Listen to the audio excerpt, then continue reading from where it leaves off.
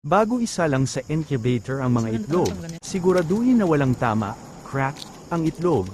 Maaari kasi itong magka-infection. Ito ang gamit nating candler na nabibili sa online. Nag-egg candling tayo para alisin ang mga patay na sisiw at iwasan na maging bugok at sumabog sa loob ng incubator. Ginagawa din ito para hindi sayang ang space natin at makasalang ulit tayo ng iba pa kung meron man. Pagkasalang ng itlog, sa mga unang araw, huwag muna sila galawin. Pinakamaganda ay ika-7 at 14 na araw tayo mag-candling sa ika-7 araw pataas. Makikita mong buhay ito pag may parang mga ugat at ay bilog na madilim sa gitna pag hindi sigurado.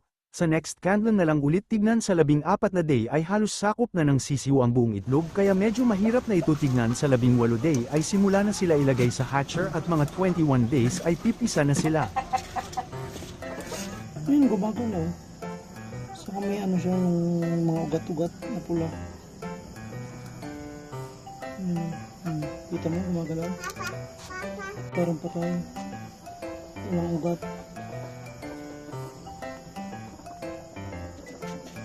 Ito wala din. Incomplete yung ano niya. Ugat.